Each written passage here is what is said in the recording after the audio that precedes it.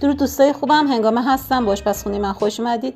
امیدوارم حالتون کلی خوب باشه دوستان. امروز اومدم کنار همدیگه شیرینی درست کنیم. یه شیرینی، به این شیرینی میگیم شیرینی قیفی که حالت شکوفه داره. اسمش در اصل شیرینی قیفی هستش.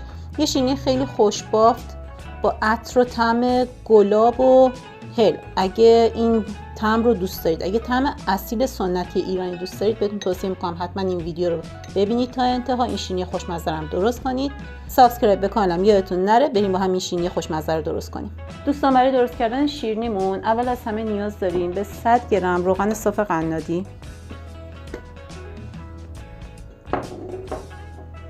100 گرم کره به دمای محیط رسیده، 35 گرم آرد برنج،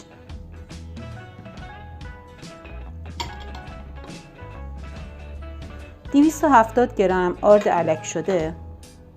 حالا یه مقدار با قاشق هم میزنم، بعد با همزن شروع میکنم به هم زدنشون.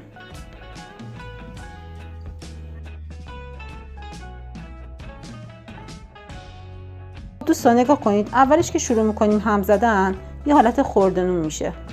نگاه کنید به این شکل در میاد. 5-6 دقیقه 7-8 دقیقه که زدیم، بسته به قدرت همزنتون یه حالت کرمی پیدا میکنه. پس اینا همچنان من همش میزنم.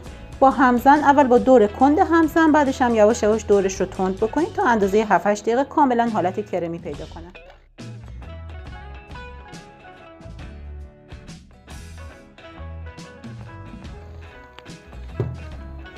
دوستان ببینید کامل حالت کرمی پیدا کردش.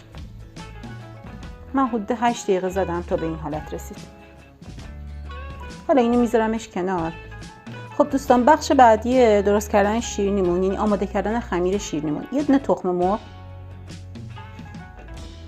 نصف قاشق چایخوری وانیل شکری، یه قاشق چایخوری پودر هل، 100 گرم شکر، یه قاشق غذاخوری عسل. میتونید به جای عسل از شربت بار استفاده کنید یا همون شهد استفاده کنید. میتونید این جایگزین کنید عسل رو، یا عسل یا شربت بار. 2 تا قاشق غذاخوری روغن مایع،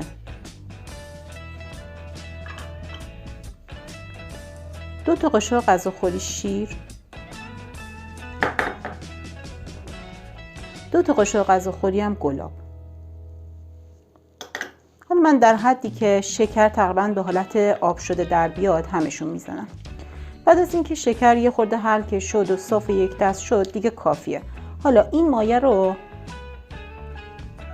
به آرد برنج و روغنی که هم زده بودیم مثل کره شده بود اضافه میکنم. دوباره آروم با قاشق همش میزنم تا موقعی که با همدیگه کامل ترکیب بشن و یه خمیر صاف و یک دست به دست بیاد. خب دوستان خمیر شیرینیم آماده است.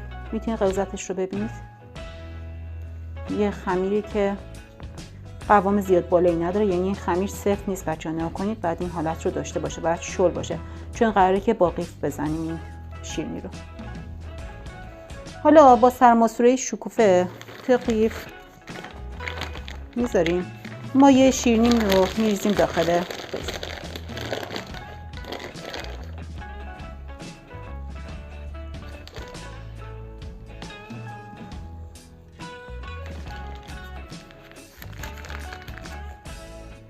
حالا دونه دونه روی سینی فر که کاغذ روغنی انداختیم حالت شکوفه یکم با فاصله پایپشون میکنیم.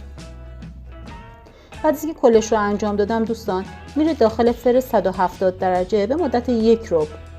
کنترل شده بپزید که زیاد رنگ نگیره شیرینیاتون.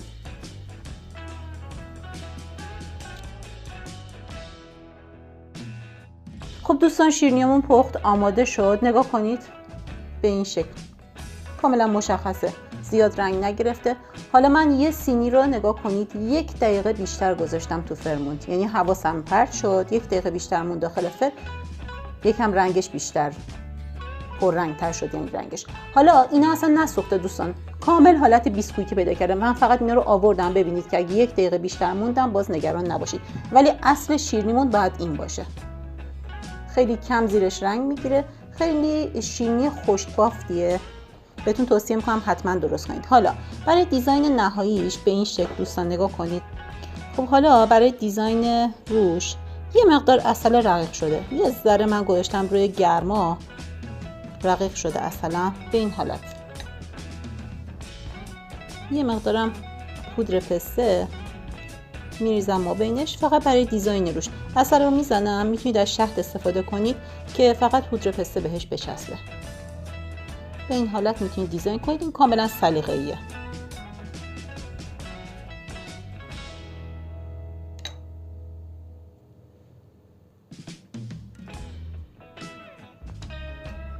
خب دوستان امروز هم خیلی ساده و شیک کنار همدیگه شیرینی درست کردیم. امیدوارم که دوست داشته باشید این رسیپی رو، حتما درستش کنید. با دوستای خودتون به اشتراک بذارید. اسم منم هنگامه است. سابسکرایب به کانالم یادتون نره. حتما نظراتتون رو کامنت کنید و ویدیوی بعدم همدیگه رو میبینیم.